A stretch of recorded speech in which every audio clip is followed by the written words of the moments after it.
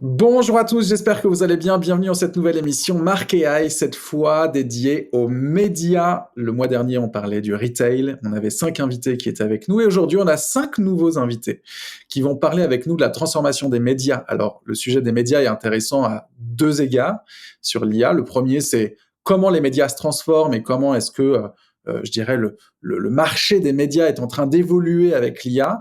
Et puis, ça pose une deuxième question aussi qui touche vraiment tout le monde, qui est de se poser la question de la production de contenu.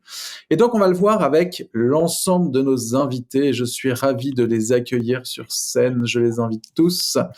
Hop, hop, hop, Julien et Damien. Bonjour à tous. Bonjour. Bonjour. Allô. Alors, effectivement, on va se poser plein de questions ensemble, mais avant ça, je dois faire un disclaimer, parce que oui, effectivement, vous voyez sans doute à l'image beaucoup d'humains qui sont de type masculin. Et je m'en excuse absolument pour commencer. J'ai essayé de contacter, enfin j'ai contacté d'ailleurs pas mal de femmes. Alors est-ce un problème de je ne sais pas, de pas avoir confiance ou quoi, mais alors vraiment, sur la prochaine émission, promis, je vais faire mon forcing pour qu'on ait au moins moitié-moitié, évidemment. Donc voilà, donc avant d'avoir des commentaires sur le sujet, je tenais à m'excuser, effectivement, parce que c'est une table ronde entièrement masculine, mais promis, ça fait partie des axes d'amélioration, je le note, et on va s'améliorer pour les prochaines fois. Je vais tout de même présenter mes invités parce qu'ils m'ont fait confiance, et donc merci beaucoup d'avoir accepté de venir dans cette émission. Puisque nous sommes, alors comment je vais vous présenter pour qu'on voit tout le monde? Yes, comme ça. Nous sommes avec Eric Scherer, directeur de News Media Lab et des affaires internationales chez France Télévisions. Nous sommes avec Gérald Olibowicz, qui est journaliste expert en IA générative et qui a créé un média autour de l'IA. Alors, il nous en parlera, de voir comment, qu'est-ce qu'un média autour de l'IA, comment ça marche. Nous sommes avec Max Leroy, vice-président produit et design de chez Politico. Salut Max. Julien Lévesque, cofondateur et producteur de Supradrama. Et enfin, Damien Vendacteur, notre ami belge, je dois dire, parce que c'est vrai qu'à chaque fois, c'est... En tout cas, merci beaucoup Damien d'être là. Et toi, tu es consultant innovation média, entrepreneur en résidence.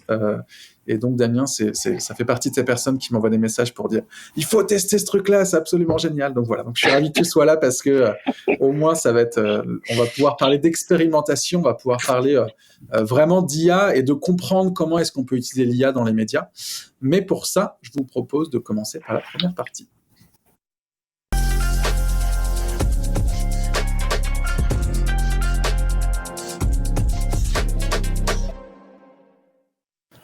Et on va commencer cette première partie avec Maxime. Comment vas-tu? Très bien. Ça va? Alors attends, hop, je vais te mettre en grand. Ouais, ça va très bien. Est-ce que je vais y arriver? Non, d'accord. Ok, je n'y arrive pas. Et ben, ce n'est pas grave. Regarde, on va faire ça comme ça.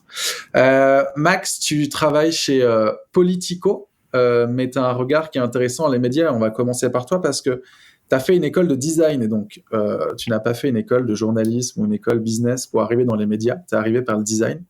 Est-ce que tu peux nous raconter un tout petit peu qui tu es et puis comprendre aujourd'hui chez Politico comment vous travaillez avec l'IA, sachant que il y a un nouveau site internet qui est sorti, donc il y a sans doute eu un peu d'IA qui a été injecté. Donc comment vous travaillez avec l'IA aujourd'hui en tant que média? Ouais, avec plaisir. Et juste pour soutenir Davanac, je voulais juste dire que je travaille quand même 3 jours par semaine en Belgique, à Bruxelles. Je suis quasiment à 50% maintenant. Donc oui, en plus on se connaît tous les deux nantais. Moi j'ai fait une école de design parce que c'est ce qui m'intéressait le plus sur UX à ce moment-là. Et j'ai fait ma dernière année à New York en échange. Et ensuite, j'y suis resté quasiment 12 ans. Et sur les 5 dernières années, sur ces 12 années, j'ai bossé pour Meetup, pour WeWork quand ils ont racheté Meetup, etc. Mais sur les 5 dernières années, j'ai travaillé vraiment en médias parce que c'est un sujet qui me passionne, une industrie qui me passionne. Et je pense pour tous les gens qui sont dans ce call avec beaucoup de rebondissements, il y a toujours des choses à réinventer et surtout, il y a toujours des choses qui n'ont toujours pas été trouvées si on compare à l'industrie un peu de la musique, par exemple. Et du coup, sur cette base d'expérience média, j'ai eu aussi envie un moment de rentrer en France été 2022. Donc, je suis rentré en France, j'ai accompagné un peu le monde sur leur stratégie de développement international quand ils étaient en train de développer le monde in English. puisque je les avais rencontrés à l'époque via un partenariat entre le New York Times et Le Monde, quand j'étais encore à New York. Et depuis février dernier, donc il y a pile poil un an, j'ai rejoint Politico en Europe, qui du coup est à la croisée des chemins de ce que j'adore dans les médias et aussi ce que j'adore dans la politique tout court, et avec une dimension que je trouve très intéressante en termes de business model, où il y a à la fois un site très grand public qui est politico.eu et en même temps Politico Pro, duquel on génère à peu près 60% de nos revenus, qui est vraiment une offre B2B qui s'adresse au ministère, à leur staff, aux cabinets d'affaires publiques, aux lobbyistes, vraiment à tout l'écosystème de politique publique que nous couvrons par vertical, du coup. Et donc, je trouve que d'un point de vue produit, design, c'est passionnant parce que il y a tous ces différents produits. Alors, merci du coup pour la présentation, effectivement, comme ça on cerne un peu mieux qui tu es. Il y a quelques jours, Politico, vous avez lancé un nouveau site internet. Comment vous avez travaillé avec l'IA pour réussir à améliorer ce site, ou en tout cas le rendre IA compliance, si on peut dire?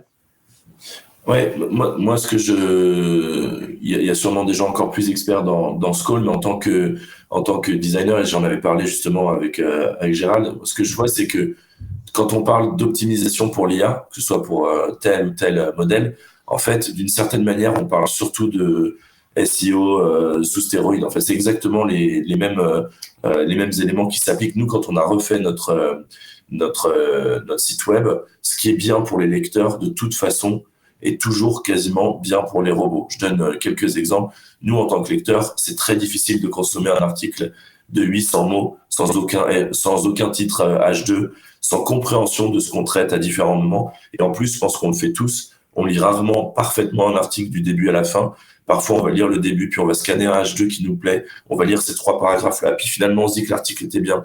On revient, on relit tout. Et en fait, ça, quand on demande, que ce soit ChatGPT, mais d'ailleurs, on voit bien que les comportements, ils sortent de ChatGPT purement. Il y a maintenant des extensions de navigateur qui résument la page que vous êtes en train de lire. Donc, en fait, c'est que ça revient à ce que je disais sur la musique, faut qu'on accompagne les comportements, parce que de toute façon, ils sont en train de se développer. Donc, moi, je suis pas trop dans le camp de mettre des robots texte, TXT pour empêcher ceci et cela, parce que je pense que ça va pas forcément fonctionner. Par contre, ce que je trouve intéressant, c'est que ça nous pousse en tant que rédaction, en tant que designer, en tant que product manager, à continuellement repenser notre contenu pour qu'il soit encore une fois bon pour le lecteur, mais bon pour ses modèles. Si je donne quelques exemples, on améliore nos sous-titres, on a quasiment cleané toute l'expérience de lecture pour qu'on puisse se concentrer, le modèle puisse se concentrer vraiment sur notre contenu. On sépare tous nos tags entre différentes catégories. Si vous allez sur un article Politico, vous verrez qu'on a les pays concernés, les personnes concernées et les sujets, et qu'on sépare clairement. Ça nous permet en fait de créer des clusters que les modèles peuvent aussi reconnaître derrière. Donc voilà, ça pour moi c'est du design UX, du SEO, mais les deux poussés un cran au-dessus en termes d'exigence pour faciliter la compréhension du modèle quand il est en train de le scanner. Et on le voit bien, parce que de toute façon, ChatGPT, même sans lui demander de résumer, c'est quasiment toujours un peu un défaut comme les hallucinations. Il y a toujours cette volonté de créer des bullet points tout le temps et d'essayer de résumer. Donc en fait, autant qu'on facilite ce travail. C'est un peu comme ça qu'on a approché le redesign. Ok, et puis on verra effectivement dans un second temps, parce que vous avez passé un partenariat avec OpenAI, donc c'est intéressant de voir effectivement comment vous... Mais j'aimais bien l'idée effectivement d'avoir un SEO dédié aux algos. Et puis j'aime bien l'idée aussi que tu dises que... Voilà. Alors pour ceux qui ne sachent pas, quand on parle de H2, H1, H2, c'est une typologie de titre en HTML, et donc ça permet, quand on écrit un article, d'avoir en HTML qu'en fait un titre en gras, c'est du H1, un peu moins gras, c'est du H2, donc c'est du niveau de titre, effectivement, que les robots vont aller scanner pour essayer de voir quelles sont les infos importantes et structurer un peu l'article. Mais canon. Merci Maxime. En tout cas, j'aime bien l'idée effectivement de continuer. Le SEO n'est pas mort, et donc effectivement, on optimise le SEO pour les algos. Je vais donner la main maintenant à Damien. Alors, même exercice, Damien, je veux bien que tu te présentes rapidement et puis que tu nous dises un peu, toi, quelle est ta vision sur les IA, comment tu travailles aujourd'hui avec elles, et puis, toi qui as travaillé avec beaucoup de médias sur les enjeux de transformation alors je vais pas dire quand le web est arrivé, mais en tout cas quand le web 2 est arrivé et qu'on a commencé à se poser des questions, puis les réseaux sociaux. Comment tu vois les choses et comment tu l'expérimentes toi au quotidien, l'IA en tant que journaliste, mais pas que? Oui, bah, déjà, merci pour cette opportunité de pouvoir partager tout ça, parce que c'est, in fine, moi, c'est ce que je fais le plus clair de mon temps, hein, c'est essayer de faire et de transmettre en même temps. Cette dynamique-là, je la trouve, voilà, très très intéressante, et c'est ça que j'explore depuis une quinzaine d'années maintenant à travers les différentes missions sur lesquelles je démarre. Alors, il y a des missions à court terme, puis il y a des missions un peu plus longues. Avec toujours cette dimension d'essayer de faire en sorte qu'on raccroche le wagon avec la génération qui arrive. Voilà, parce que mine de rien, c'est pas parce qu'ils sont nés avec un téléphone dans les mains qui savent forcément comment ça fonctionne derrière, et puis les enjeux qui sont liés aussi à tout ça, parce que voilà, j'accompagne aussi bien des rédactions chevronnées que des jeunes journalistes qui débarquent un peu la fleur au bout du fusil, avec beaucoup d'envie et parfois un peu de naïveté aussi, et je trouve ça plutôt rafraîchissant d'ailleurs, parce qu'ils ont un prisme et des lunettes aussi un peu particulières sur quels sont les métiers qu'ils ont envie de faire, voilà, et surtout comment ils vont se le créer et rendre soutenable leur activité. Donc voilà, moi je travaille un peu à la frontière de tous ces mondes-là, avec un côté entrepreneur aussi, même si je suis pas entrepreneur en tant que tel. Déjà à l'échelle de ma propre carrière à moi, c'est déjà vachement On parle beaucoup aujourd'hui à gérer. On parle beaucoup de solo entrepreneur, et j'aime bien ce terme aussi pour dire on peut être entrepreneur et mener sa barque aussi dans l'entrepreneuriat. Même si tout seul, même si tout seul on va nulle part, hein, parce que c'est ça aussi l'intérêt, c'est d'être en réseau. Et donc comment j'utilise l'IA aujourd'hui, bah, je pense qu'un peu comme tout le monde, on met les mains dedans pour d'abord essayer de comprendre comment ça fonctionne, essayer de voir un peu au-delà des effets waouh, comment mettre ce genre d'outil-là au service d'une production de contenu qui pourrait avoir du sens. Remplir les tuyaux pour remplir les tuyaux, ça n'a jamais été une fin en soi, et c'est encore moins quelque chose qui donne envie de se lever le matin, parce que sinon, bah, il suffit, les recettes on les connaît, hein, s'il suffit de faire de la news au kilo et de bourrer le tuyau avec des contenus, bah, les recettes elles sont connues. Ce sera d'autant plus facile maintenant. On parlait de ça juste avant. Optimiser pour les robots, il y aura toujours moyen de faire mieux, il y aura toujours moyen de faire moins cher. Ça veut pas dire qu'on va faire, ça veut pas dire qu'on va avoir un impact plus intéressant et plus important, et surtout que les gens feront des choix plus éclairés quand ils se retrouveront dans les urnes. Parce qu'in fine, je pense quand même c'est un peu ça aussi l'intérêt de faire du journalisme, et de travailler dans des médias avec une collégialité qui prend tout son sens, je pense, d'autant plus maintenant, parce que oui, il y a les outils, et oui, on peut s'amuser avec Midjourney, avec Senso, avec tous ces outils-là. Moi, je prends beaucoup de plaisir à le faire, parce qu'effectivement, on peut voir comment on peut optimiser un certain nombre de choses, comment on peut libérer une forme de créativité aussi. Moi, je suis pas développeur, mais je m'amuse beaucoup à aller chercher des morceaux de code et à les rebricoler pour essayer d'améliorer des workflows, d'améliorer un certain nombre de processus, et l'humain étant ce qu'il est, les gains de productivité, on sait très bien à quoi ils passent, hein. Donc cette petite musique qu'on commence à entendre de plus en plus, les outils vont nous permettre de déléguer aux machines le côté chiant des boulots, et comme ça l'humain pourra se concentrer sur ce qu'il sait faire vraiment bien. Oui, mais on sait aussi comment les capitaines d'entreprise et les boîtes, d'une manière générale, réagissent quand il y a des gains de productivité. C'est rarement pour envoyer les gens en vacances une semaine en plus, quoi. Donc j'essaie de naviguer un peu tout ça, et puis d'essayer de trouver comment être intellectuellement le plus honnête possible, en sachant qu'il y a des enjeux monstrueux sur la redéfinition des droits d'auteur, qu'il y a des enjeux colossaux sur la rémunération fair enough des créatifs. Et donc voilà, moi j'essaie d'éveiller mes étudiants à ça, de nouveau de rester cohérent. J'ai pas de baguette magique de qui ça. Et comment ils font, tes étudiants? Là, tu viens de sortir, je crois, j'ai vu pas mal de choses passer, des étudiants qui ont produit des contenus, qui créent des médias, je crois que tu les accompagnes vraiment là-dedans. Comment tu les aides à justement cerner au mieux les IA, essayer de les comprendre au mieux? Est-ce qu'il y a des cas concrets que tu pourrais nous partager, de projets d'étudiants? Ouais, bah, et typiquement, si vous allez sur fund.ix.be, on lance depuis, ça fait une dizaine d'années que je fais des campagnes de crowdfunding avec eux pour les mettre vraiment les mains dans le cambouis, voilà, de réfléchir de l'aspect produit, de réfléchir en mode projet. L'argent n'est pas une fin en soi sur ce coup-là parce que c'est plutôt l'idée d'approcher un marché, de réfléchir à une adéquation fond-forme et d'être cohérent là-dessus. Comment on utilise l'IA? Je, je pense que moi, ce que j'essaie de leur amener, c'est d'être plutôt en mode servez-vous-en comme des super assistants à qui vous pouvez poser plein de questions. Ils vont vous donner des idées. Ils vont peut-être vous flécher un peu un chemin auquel vous n'auriez pas pensé. Vont peut-être vous réécrire certains briefs d'une certaine manière. Mais surtout, rester lucide quoi, par rapport à ça. Ce sera pas là, je sortais d'un pitch ici où au bout de 4 secondes 30, on comprend que c'est du chat GPT derrière, quoi. Et donc, faut pas nous prendre pour des billes non plus. Servez-vous-en, utilisez-les évidemment, optimisez si vous en avez envie, mais prenez pas les gens pour des cons parce que à l'heure d'aujourd'hui, ça se voit. Qu'est-ce que j'aime quand tu es là. Au moins, on dit les termes, et ça, c'est bien. Merci, Damien. Merci, Damien. On aura l'occasion de refaire un tour, évidemment, après. Je vais donner la main à Gérald, déjà parce que je t'aime beaucoup. Sache-le. Merci. Non, non. Le mec n'avait pas la fin de sa phrase, tu sais. Gérald, toi, tu as créé... Alors, ça fait longtemps que tu travailles sur les nouvelles narrations, donc ça, c'est vraiment quelque chose qui est intéressant parce que t'es pas arrivé là avec l'IA et donc tu as vraiment tout un fil rouge qui est hyper intéressant. Comment t'en es arrivé à l'IA et pourquoi avoir décidé de créer un média? Alors, je vais mal le dire et tu vas me reprendre. C'est Synth Media. Tu me l'as dit juste Synth avant. Media, ouais. Synth Media. Ouais. Synth.ai. Donc, pourquoi tu as créé un média sur le sujet? Qu'est-ce qui t'intéresse dans ce sujet-là en lien avec les médias?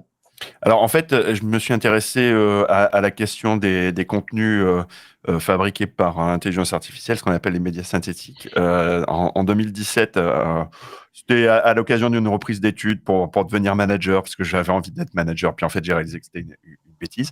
Mais en l'occurrence, ça m'a permis de me plonger dans le sujet. Je voyais déjà passer des choses sur Reddit, etc. Et je trouvais ça intriguant.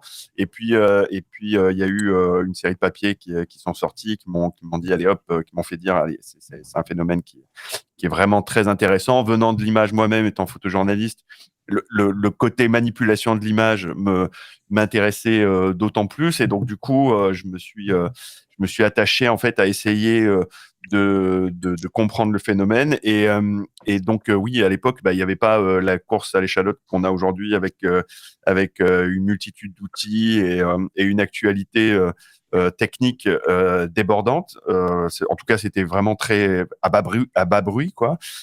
Et donc du coup, en fait, je me suis plutôt intéressé sur la question des usages, la manière dont à la fois la presse traitait les choses, comment ça commençait à diffuser un peu dans l'espace public numérique et notamment il y a eu la question des fake news qui s'est posée assez rapidement, la question surtout et avant tout de la pornographie qui s'est évidemment posée aussi et après voilà, on est arrivé petit à petit. Il y a eu une forme de creux de vague juste avant l'arrivée des IA génératives où finalement tout le monde était là, oui, bon, bah, le fake, finalement, ça n'a pas menacé tant que ça la démocratie, puisqu'on avait eu une élection aux États-Unis qui s'était, on va dire, relativement bien passée sur le sujet. Et puis là, avec l'IA générative, on voit bien qu'il y a une forme à la fois de regain d'intérêt parce que le ticket d'entrée baisse pour tous ceux qui souhaitent utiliser ce type d'outil-là de façon un peu malveillante. Et puis, il y a une prolifération aussi des contenus sur Internet qu'on retrouve. Les newsletters se développent là-dessus. Et moi, je creuse mon sillon, on va dire. Je parle moins d'actualité. La course de petits chevaux m'intéresse pas tant que ça. C'est comme en politique, en fait. Je trouve qu'on parle beaucoup des gens qui font la politique, où est-ce qu'ils sont, où est-ce qu'ils vont, etc. Mais on parle pas exactement de la portée de ce qu'il y a derrière, de l'implication que ça génère.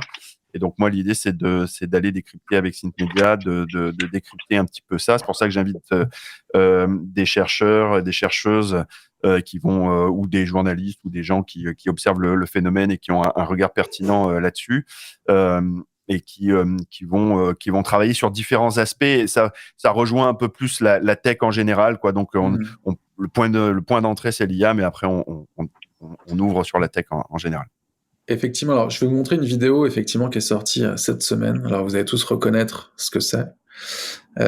Mais effectivement, c'est sorti cette semaine avec OpenAI qui a lancé de nouveaux algos. Alors on peut pas mettre les mains dedans pour l'instant, hein, mais ça va sortir. Ça s'appelle Sora et on va pouvoir créer des vidéos. Alors là, ce qui change par rapport à Runway ou ce genre de plateforme, c'est qu'on va pouvoir créer des vidéos d'1 minute. À la base, c'est un prompt et tout d'un coup, on peut avoir des vidéos comme ça qui arrivent. C'était très opportun quand même, hein, comme sortie, hein, pour squeezer l'annonce de Gemini, c'était exactement pile poil au bon moment. Et sachant que Gemini a eu cette semaine, ou ces dernières heures, un petit sujet où il y a eu quelques photos qui sont sorties assez délicates, là où OpenAI essaye de limiter. Et en même temps, ChatGPT a raconté n'importe quoi hier pendant quelques heures, et donc il y a eu tout un pataquès. Toi, quand tu vois toutes ces technos arriver, est-ce que parce qu'effectivement, hein, tu l'as pas forcément dit, mais il y a un podcast aussi associé où on peut écouter effectivement des interviews assez fascinantes avec des chercheurs. Comment est-ce que toi tu t'en sers à titre presque de production pour ton média ou de réflexion sur ton média pour le développer, pour est-ce que par exemple, je sais pas, quand tu fais des podcasts, tu utilises ChatGPT pour te dire tiens, sors-moi une trame d'interview, même si je le rappelle, l'usage de ChatGPT est plutôt, et d'ailleurs le terme de Microsoft est plutôt bon de parler de copilote. C'est quand même rare qu'ils nous sortent un truc de A à Z. En tout cas, cette émission n'est pas écrite avec ChatGPT, je tiens à le dire. Non, et toi, comment tu l'utilises? Alors en réalité, donc j'enseigne par ailleurs, je fais des formations aussi sur le sujet à Sciences Po notamment et avec d'autres organismes. Et en fait, l'idée c'est donc j'utilise l'IA pour donc les chats GPT, quasiment toutes les plateformes. J'essaie de les tester le plus possible pour avoir un bon aperçu de ce qui se fait. Moi, j'ai un centre de gravité qui va plus vers mi-journée parce que c'est de l'image et que du coup en fait c'est des choses qui m'intéressent, donc voilà, je manipule davantage les logiciels d'image, mais en gros pour la newsletter, mis à part les illustrations, tout est fabriqué, et les brèves que j'automatise de temps en temps, tout est fabriqué à la main, pour une raison très simple, c'est que en fait c'est plutôt de l'analyse, je parle avec ma voix, donc c'est pas pour le coup, c'est pas reproductible. Pour vis-à-vis des étudiants, mais je fais un peu comme Damien, c'est-à-dire que avec mes étudiants, je leur propose un regard critique sur la chose, je leur mets dans les mains l'outil, j'essaye de leur faire comprendre que en fait il y a un environnement, c'est pas simplement un Photoshop ou un outil lambda, mais il y a un environnement aussi, un écosystème, et on le voit bien. Bon voilà, il y a des boîtes qui font des partenariats, Politico, Max en parlait, mais il y en a d'autres. Il y a la question de l'open source qui émerge, et donc du coup en fait il y a plusieurs on va dire considérations qui dépassent en fait la simple utilisation de l'outil et qui vont au-delà, et donc voilà, c'est un peu comme ça que j'utilise l'outil, à la fois pour tester des formats, pour les proposer, pour voir un peu pousser l'enveloppe, comme on dit aux États-Unis, mais j'arrive pas à trouver la version française. Mais voilà, et en même temps sur le média lui en lui-même, mis à part les images que je génère pour avoir un petit peu de... C'est un assistant créatif, c'est ça. Voilà, sur ce point, mais c'est pas plus que ça. C'est une machine de créativité, comme dirait Jeff Jarvis. Ok. Merci Gérald. On va maintenant donner la main à Julien. Julien, parce que toi, tu es producteur. Tu as créé avec Margot un studio qui s'appelle Supradrama, qui a 2 ans, 1 an, 2 ans. J'ai un petit doute sur plutôt 1 an que 2 ans, plutôt entre les deux. Tu as travaillé historiquement chez Netflix.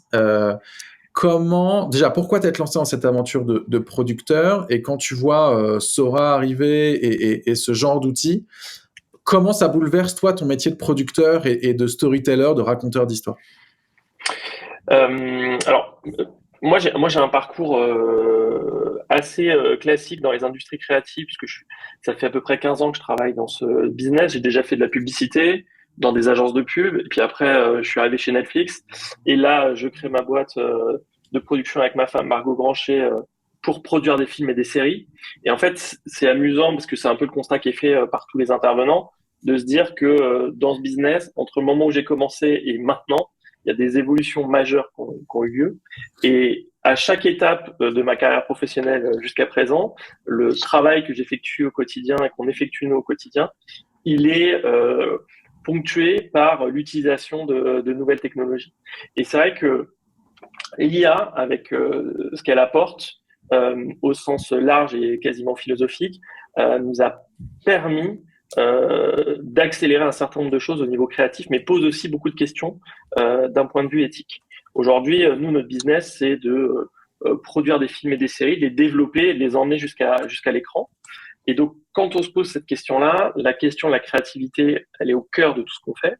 Et nous, on s'adresse à des humains, on n'a pas de barrière comme Google, où on ne doit pas traiter avec des robots pour arriver à nos consommateurs finaux. On doit traiter directement avec eux et on a besoin d'avoir au centre des textes qu'on produit de la créativité et de la sensibilité qui, pour l'instant, n'est pas atteinte par les intelligences artificielles. Je te disais, quand on s'était vu pour préparer l'émission, le truc des IA pour nous aujourd'hui, c'est que c'est powered par de la data. Que la data aujourd'hui qui est disponible pour tout ce qui est histoire, etc., est en fait assez limitée. Et en fait, j'aime bien résumer le truc en disant, pour nous, aujourd'hui, les IA, c'est un peu la moyenne de la masse de ce que les gens pensent, quand la création, pour nous, elle est la somme des expériences individuelles menant à de la sensibilité. Et en fait, aujourd'hui, pour nous, pour créer de l'émotion, l'IA, elle n'est pas au cœur de ça.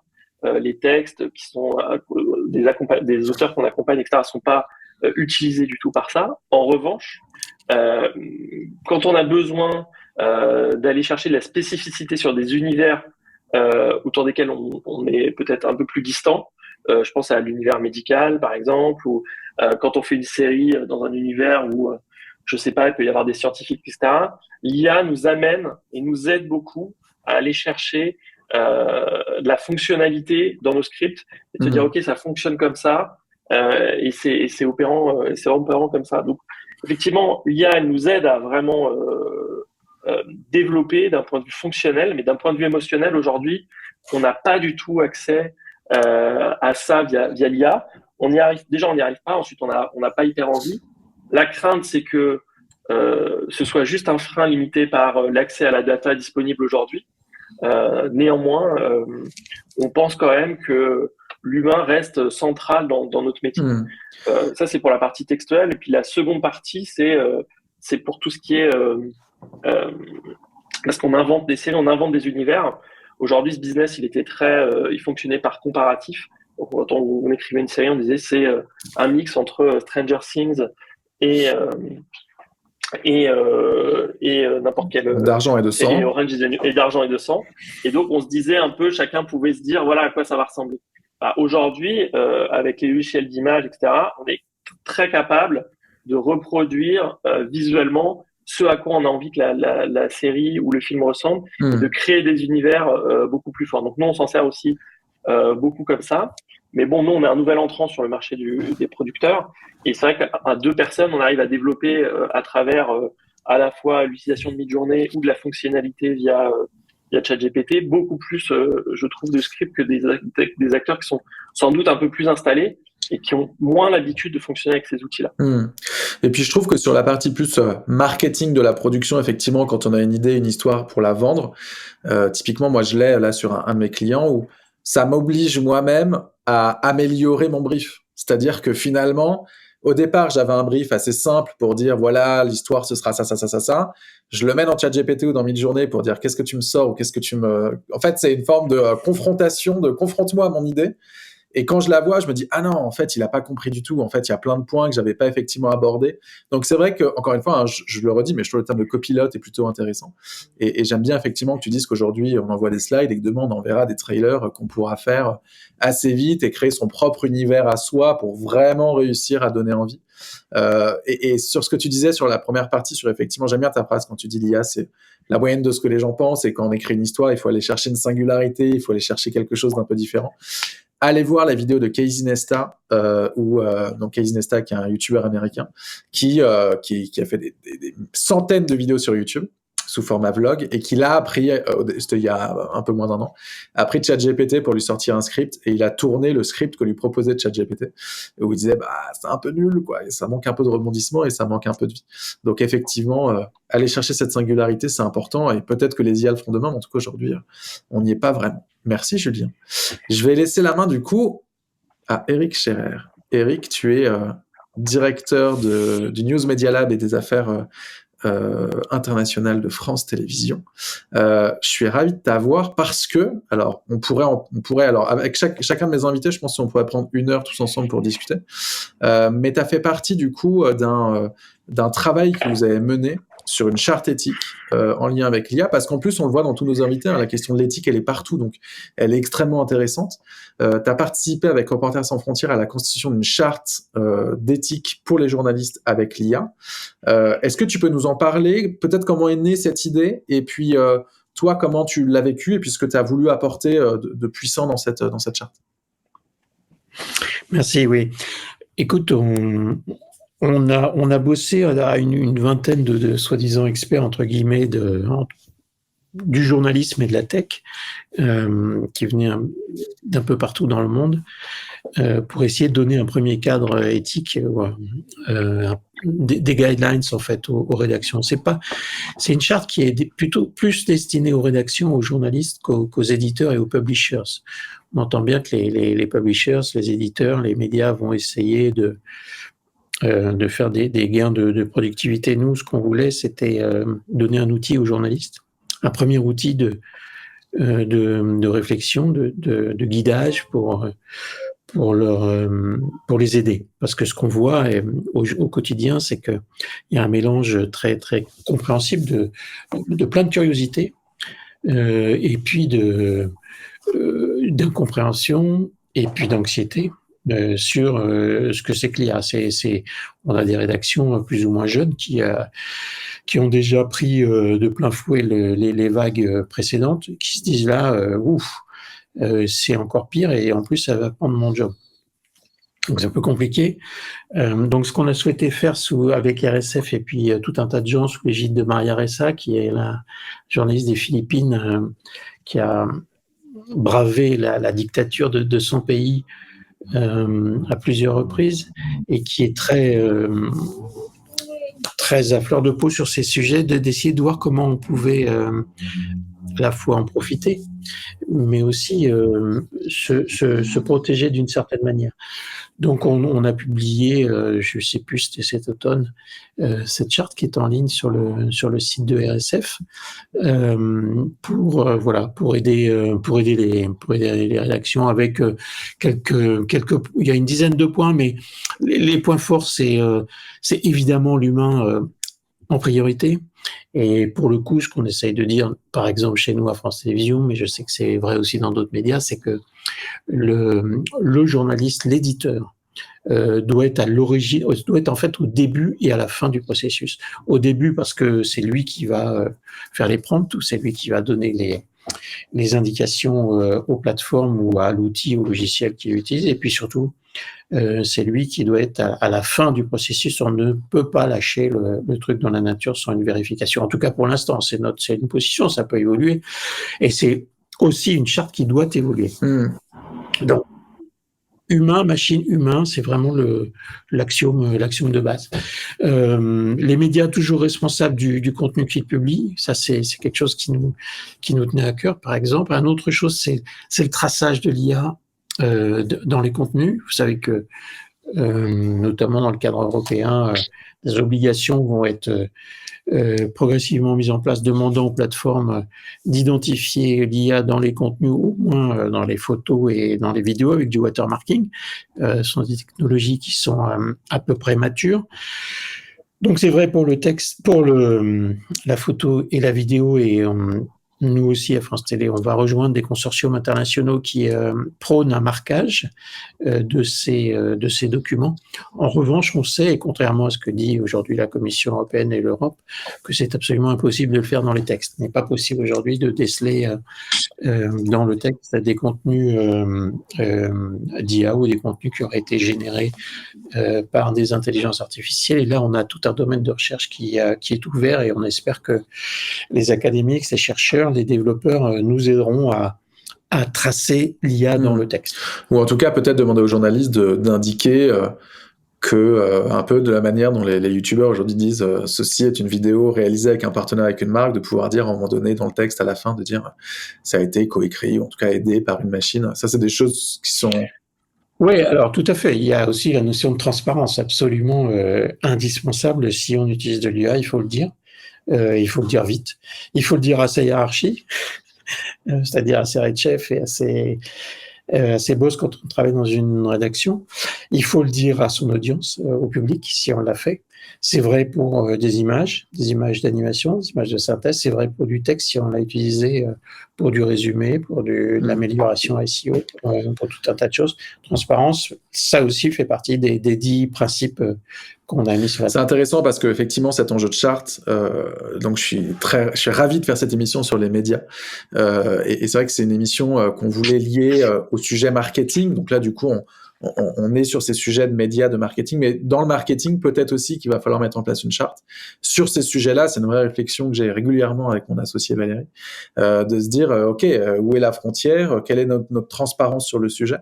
Donc, c'est intéressant que les médias et que les journalistes ou que les personnes comme toi, Eric, aient pu mener ce travail, parce que ça peut être une source d'inspiration. Mais tu sais que c'est indispensable. L'information est touchée en premier chef par ce qui se passe avec ChatGPT et avec Sora demain, si ça fonctionne.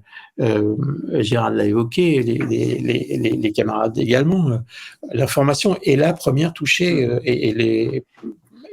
quand je dis information, je pense évidemment à désinformation et à malinformation et à deepfake et compagnie. C'est alerte rouge là, alerte rouge, parce que on n'a pas envie que demain on ne soit pas en mesure d'identifier si ce qu'on lit est crédible ou pas, ou si ce qu'on regarde est crédible ou pas. Il y va, et vous l'avez évoqué aussi, d'un point de vue démocratique, c'est évident. Complètement. Merci Eric. Bon, merci pour ce premier tour de table qui était un petit peu long, mais au moins ça nous a permis de tous faire connaissance et puis de mieux comprendre ces sujets avec l'IA. On va tout de suite passer à la deuxième partie de cette émission.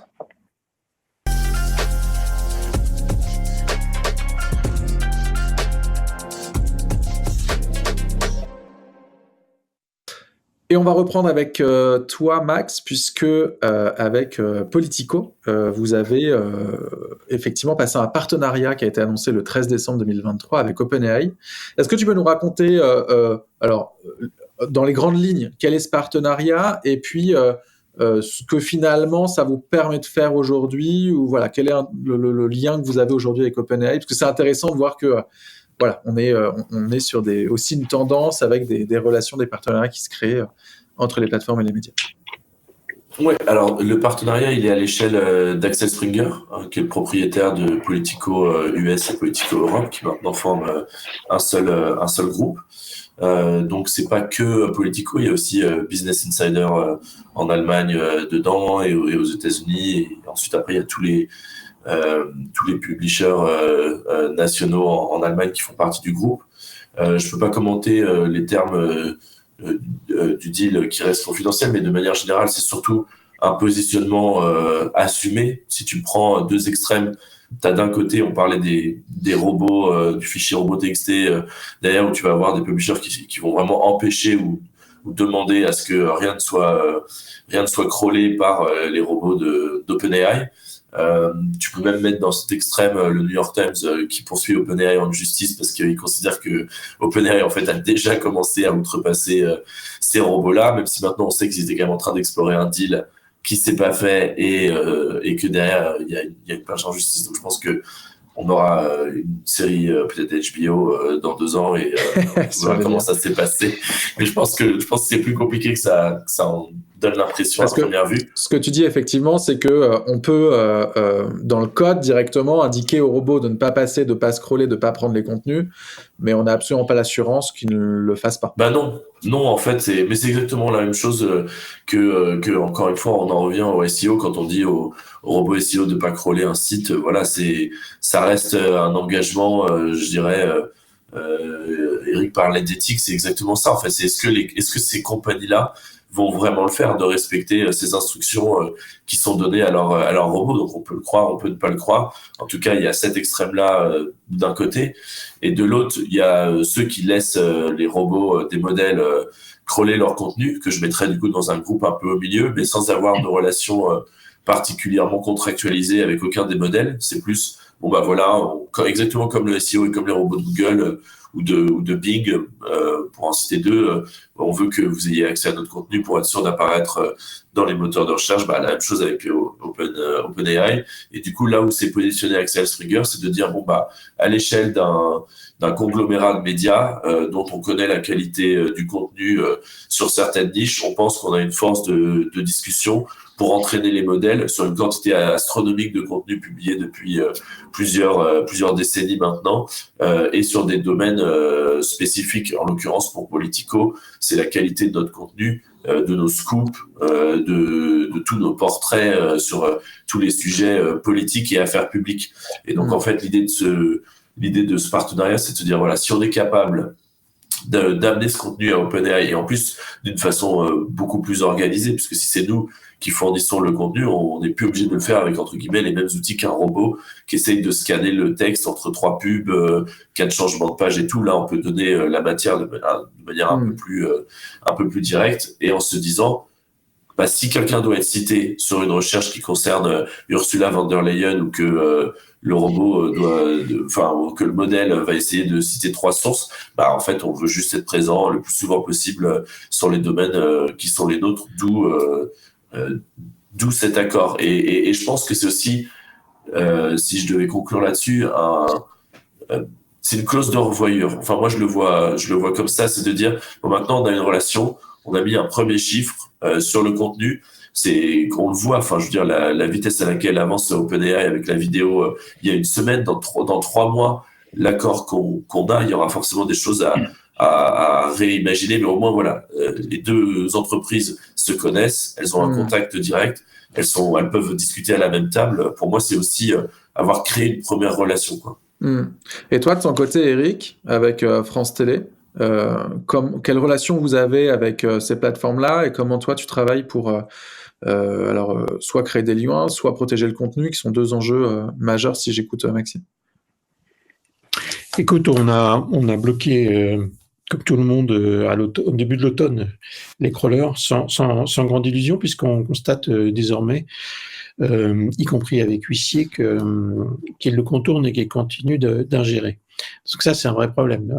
On n'a pas même malgré les blocages, on n'a absolument pas de garantie que l'ingestion s'arrête.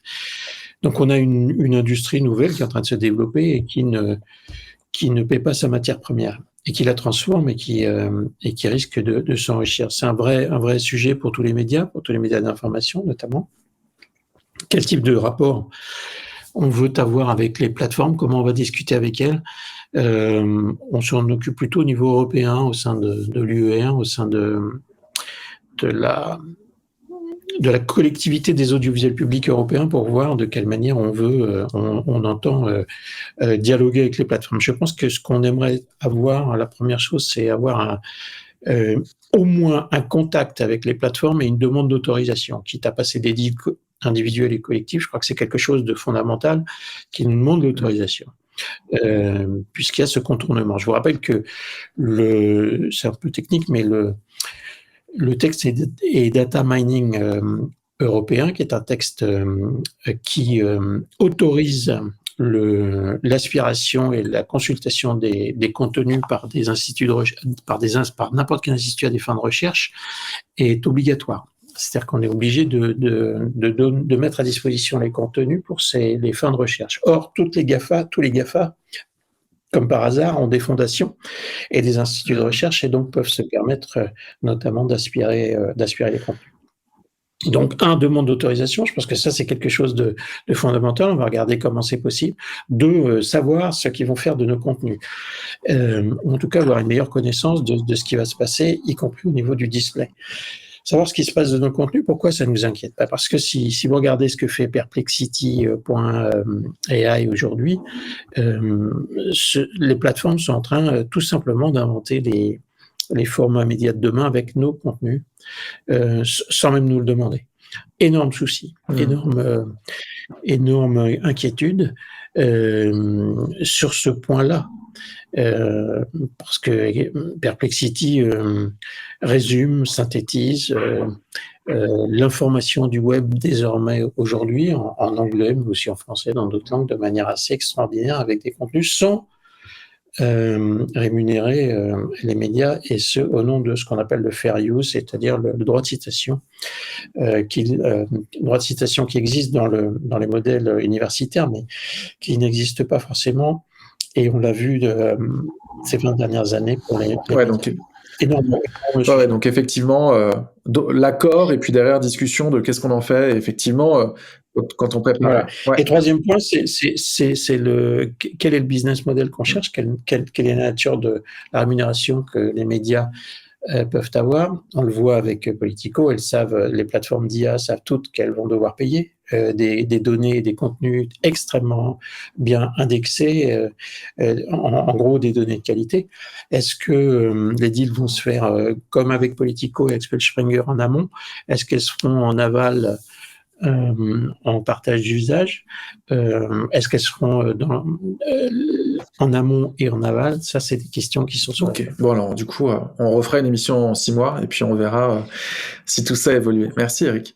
On va passer à toi, Julien, parce que effectivement, sur le métier de producteur, ça bouge pas mal. Il y a eu quelques mois des grèves des scénaristes américains sur la partie vraiment contenu, où les scénaristes ont refusé, ou en tout cas ont voulu passer là aussi une charte et des accords pour que leur job ne soit pas remplacé par des IA. Toi, comment cette grève, mais au-delà de ça, comment est-ce que tu vois cette évolution avec les parties prenantes quand tu es producteur? Tu as d'un côté des auteurs, à la fois des métiers de créatifs, et puis des chaînes. Tu es un peu au milieu des diffuseurs, en tout cas, tu es au milieu de tout ça. Comment tu vois ces différentes parties prenantes et leurs évolutions?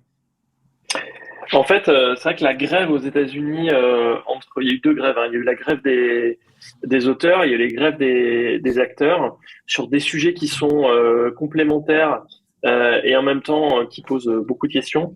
Sur les auteurs, la question c'était il y avait une question sur les droits résiduels qui est la faculté pour les plateformes à payer plus d'argent en fonction de la consommation du contenu pour les auteurs, qui était une première partie. Il y avait une seconde partie sur, grosso modo, mettre des garde-fous à l'utilisation de l'IA pour justement que les plateformes, les grands studios américains ne mettent pas à disposition des IA ou ne créent pas des IA maison qui permettraient de consommer tous les scripts qui ont été produits par les studios dans les catalogues pour leur permettre de créer des nouvelles choses.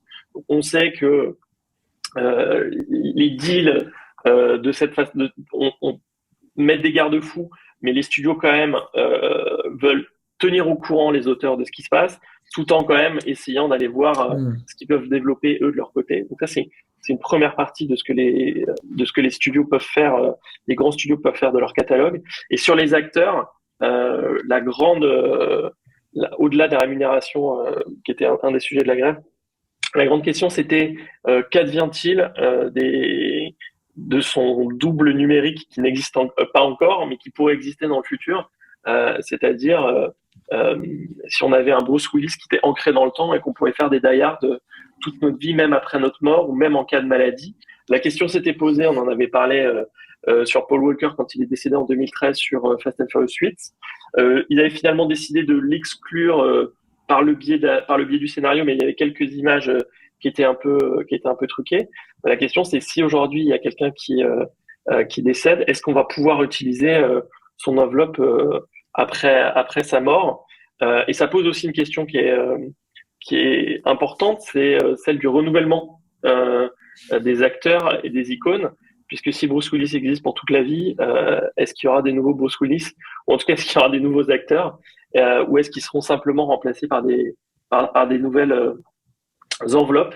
On le voit beaucoup aujourd'hui avec les influenceurs virtuels, qui sont des représentations stéréotypées, en général de jeunes femmes, qui sont utilisées sur les réseaux sociaux. Et donc la question, elle est aussi là pour les acteurs. Et en fait, la question, elle va se poser pour tout le monde, mais je pense aussi, surtout pour les consommateurs et les audiences qui regardent des contenus et qui auront à décider où est la sincérité et où est l'humain à l'intérieur de tout ça, puisque même si on arrive à le reproduire à l'identique, j'ose espérer avec ce qu'on fait, en tout cas j'y crois, qu'il y a quand même une petite touche de magie et d'humanité qui sera difficile à reproduire, mais c'est pas garanti du tout. Et donc ça pose effectivement beaucoup de questions sur le marché. Donc finalement, ChatGPT ou je ne sais quel IA demain, ce sera ton plus gros compétiteur, et finalement ce sera presque un test AB de se dire tiens, est-ce qu'il arrive à me reproduire la même histoire, et si c'est le cas, tu fais bon allez hop, poubelle, on passe à une autre. Ça peut être intéressant aussi de travailler comme ça. Et puis on voit sur les jeux, alors je l'ai rajouté effectivement dans notre travail en commun là pour préparer cette émission, où je me disais mais en fait sur Fortnite on a des skins et on a plein de choses comme ça. On pourrait demain se dire tiens, tel acteur ou telle personnalité pourrait louer son skin, ou en tout cas dire tiens, pendant 3 semaines tu peux l'utiliser avec un royalties, ou on peut effectivement avoir ce genre de choses, et des sujets sur lesquels on passe un peu à côté parce que c'est un peu winter is coming alors même si ça revient avec Apple, mais sur le métaverse ou tous ces sujets là, ça pose tous les sujets hyper connexes, donc c'est intéressant. Merci Julien. Gérald, de ton côté, toi, parce que tu rencontres pas mal de chercheurs, pas mal de personnalités qui réfléchissent à ces sujets. C'est vrai que c'est une émission où on parle beaucoup d'éthique, ce qui me plaît beaucoup parce que ça fait partie de ces sujets, il faut qu'on les traite. Comment tu les perçois, toi, toutes ces personnes qui passent leur vie dans ces IA et qui n'ont pas débuté d'ailleurs au mois de mars 2023 à la création d'OpenAI, mais depuis des années. Comment tu les sens? Est-ce que tu les sens inquiets ou est-ce que tu les sens plutôt très ouverts à ces transformations en se disant qu'il y a plein d'opportunités, et comment tu perçois, toi, ces évolutions et leur ressenti par rapport à tout ça?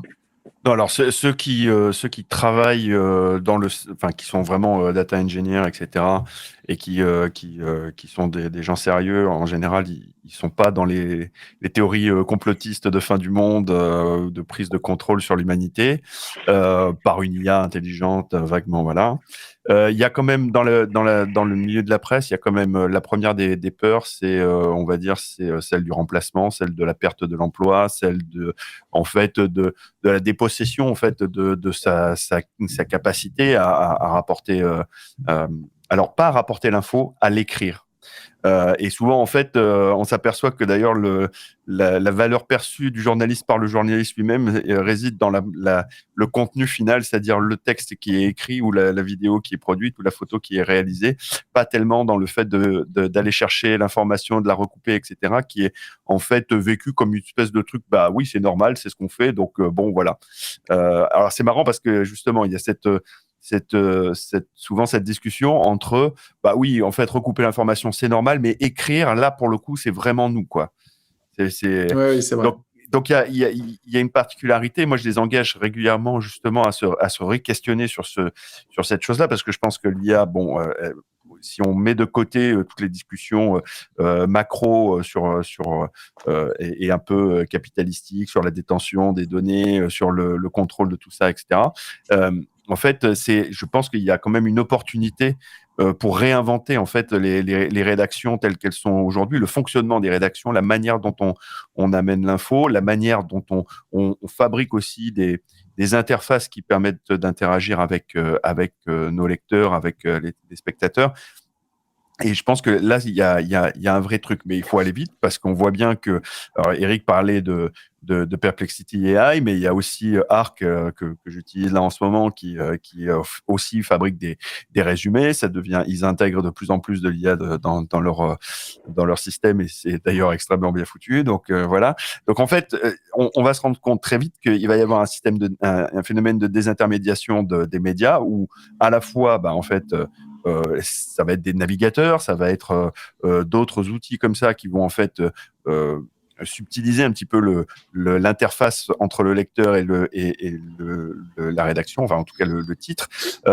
On a Google qui comme Perplexity AI qui en fait est une forme de SGE là, de Search Generative Engine qui prépare aussi le sien et qui vraisemblablement vu l'inquiétude que ça soulève Perplexity AI chez eux, ils vont forcément à un moment donné ou à un autre proposer le truc, même si là il y a des complexités par rapport à leur propre business model. Mais voilà, on voit bien qu'en fait la place de la presse là-dedans, ça va être compliqué de survivre, plus les problématiques de pub, etc.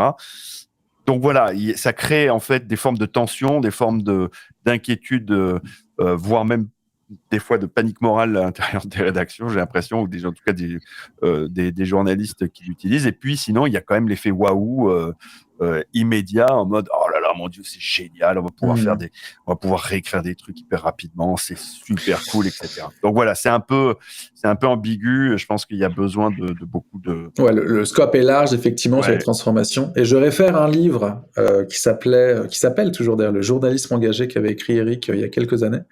Et j'avais beaucoup aimé ce livre parce que ça remettait effectivement chaque étape du travail du journaliste et de comprendre comment chaque étape pouvait être travaillée et comment est-ce qu'on remettait un peu les sujets. Je dis pas de bêtises, Eric, hein, je pitche bien ton bouquin. Augmenter. Engagé. Alors, augmenter, évidemment, augmenter. Mais effectivement, il y avait ce livre que je trouvais intéressant, effectivement. Écoute, Eric, est-ce que tu nous ferais pas une petite V2 de ce livre sur...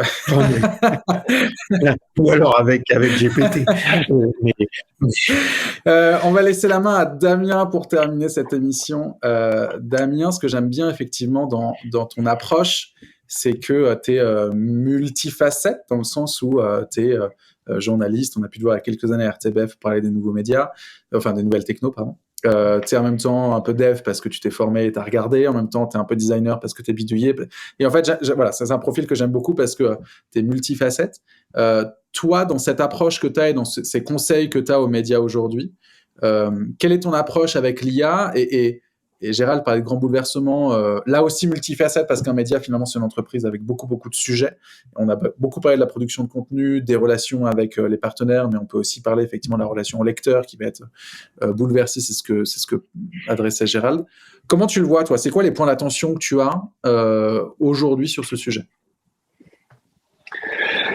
Moi, quand j'en parle, j'essaye d'essayer de prendre conscience aussi de cette dichotomie qu'on est en train de construire entre ceux qui savent ou qui pensent qu'ils savent et qui vont l'utiliser, qui vont mettre les mains dedans et qui vont l'exploiter parce que c'est ce que je disais tout à l'heure, c'est difficile de pas l'exploiter quand une fois on en perçoit les potentiels, et puis raccrocher les wagons de monsieur et madame tout le monde. Je trouve que cet enjeu-là, d'un point de vue démocratique, est particulièrement criant entre ceux qui pourront et puis ceux qui pourront pas. Et puis, Ready Player One, c'était pas censé être un manuel à suivre, quoi. Et tu parlais d'Apple tantôt, on parlait de 1984, c'est pareil, c'était pas censé être un manuel à suivre. On voit ce qui est en train de se passer. Il y a quand même une grosse polarisation à l'échelle planétaire sur ces enjeux-là. L'accélération est exponentielle. Je pense que pouvoir prendre le temps aussi de se dire de quoi est-ce qu'on a vraiment envie, quoi, à l'échelle de nos sociétés, à l'échelle de nos gamins qui arrivent derrière. Eux se posent pas tant la question que ça. Je pense qu'il y a d'ailleurs des études qui ont été faites là-dessus de savoir s'ils avaient peur de l'IA ou de l'usage de l'IA. Je pense que grosso modo, soit ils s'en foutent, soit ils disent si je peux continuer à scroller, à me faire gaver par TikTok, pourquoi pas. Et ça pose des vraies questions de positionnement des médias comme des marques, et donc de positionnement des marques comme des médias, de dans quel monde est-ce qu'ils ont envie de faire évoluer leurs utilisateurs, leurs consommateurs, quelle prise de conscience des enjeux. On n'en a pas parlé, mais et c'est pas tarte à la crème, faire des vidéos avec Sora, les GPU qu'il faut derrière et les serveurs et les fermes de rendu. Allons-y seulement sur les 1% d'augmentation de notre... Enfin, pour plein de points, c'est une hérésie absolue. C'est pour ça que c'est juste fantastique, parce que c'est un mindfuck intellectuel. Je dis juste, à un moment donné, il va falloir se positionner aussi sur un certain nombre de valeurs et arrêter de faire du greenwashing et arrêter de faire voilà. Il y a un paquet de bullshit. Il y a un paquet d'enjeux que je trouve fascinants à explorer avec des gamins, de voir vers eux, où eux ont envie d'aller aussi dans leur vie, et comment nous on peut se mettre à leur service quand on est journaliste. Faire de la pédagogie, ça fait partie de nos métiers. Et donc si on veut bien l'utiliser, il faut bien le comprendre. Ceux qui prétendent aujourd'hui savoir exactement comment ça fonctionne, je pense qu'on a un poil à côté de la plaque, parce que c'est surtout par rapport aux gamins qui arrivent. C'est les générations qui arrivent qui, eux, vont le manger plein pot, quoi. Alors, je vais encore prendre 2-3 minutes, pardon, aux spectateurs. On va déborder un peu, mais quand on a préparé cette émission, Damien, il y avait un truc que je trouvais hyper intéressant. Tu disais, on parle beaucoup, et Eric en parlait, de la traçabilité de l'information. Il y a un sujet qui a été assez hype ces dernières années, et on est là, c'est Winter is Coming aussi là-dessus, sur la blockchain. Est-ce que toi, tu vois arriver des choses sur traçabilité de l'info en lien avec de la blockchain, donc de l'authentification de l'information? Est-ce que ça fait partie des sujets où tu te dis, là, il y a peut-être un truc à creuser pour retrouver une forme de véracité de l'information ou traçabilité pour s'assurer si c'est un fake ou une vraie info? Eric se souviendra sans doute du Newsgate à Copenhague en 2015, où avec Jeff Jarvis, on avait essayé de mettre le truc est-ce qu'on peut se servir de la blockchain pour faire de la traçabilité de l'info et déclencher des smart contracts pour que les ayants droit puissent... voilà. Oui, je pense qu'il y a des trucs à faire. Après, est-ce que c'est à ça que la blockchain va réellement servir? On sait que les applications grand public de la blockchain commencent à devenir des choses très très concrètes. Le déclenchement des smart contracts aussi. On sait qu'au Canada, il y a des initiatives qui ont été faites pour, en termes de copyright, faire en sorte que les ayants droit puissent, de manière automatique, recevoir leur dû quand une pièce de théâtre ou un orchestre symphonique joue. Il y a peut-être des pistes à creuser là-dessus. De ma connaissance, on n'a pas encore trouvé le Saint Graal qui permettrait de le faire. Par contre, le watermarking dont on parlait, dont Eric parlait tout à l'heure, ça s'approche un peu de ça. Il faudrait pas faire une version DRM version 2, version 3, parce que c'est pas le but. Le but n'est pas de bloquer et d'empêcher l'usage. Le but est d'avoir un usage fair et que tous ceux qui ont participé à la création de valeur, en donner ou un autre, réussissent à eux aussi réussir à payer leur facture fin du mois. Ce serait déjà pas mal. Bon, merci à tous. On tient presque les délais. Alors attendez, comment je fais pour que tout le monde s'apparaisse à l'écran? Hop, fantastique, Max. Merci à tous. Merci parce que ça nous a permis de comprendre un peu mieux dans les médias les grandes questions que OpenAI pose. Et c'est vrai que dans le côté plus marketing et com, on voit pas ces sujets-là où on se les pose pas totalement. On pense que c'est magique, mais non, il y a des journalistes et des producteurs et des personnes qui travaillent derrière pour faire en sorte que effectivement on ait de l'information, de la véracité. Donc c'était important de parler de ce sujet. Et puis parce que les médias ont à chaque transformation eu son lot de questionnements et la question éthique est centrale et elle me semble essentielle quand on réfléchit à ces sujets. Un grand merci à tous. Désolé, du coup, on va s'arrêter là. Merci à tous ceux qui ont posé des questions et commentaires. Merci à Damien. J'ai vu que tu avais répondu à Claire rapidement. Désolé, j'ai vu une discussion rapidement entre Damien et Emmanuel Parodi. Alors, je vais regarder ça très tranquillement après cette émission et je vais relire les commentaires. Je vais vous envoyer des messages pour vous apporter des réponses. Merci à tous en tout cas d'avoir pris le temps, cette heure et surtout d'avoir accepté cette invitation. Merci à tous et je vous souhaite à tous à toi, Romain. Très bon après-midi. Ciao. Bye bye. Merci. Ciao.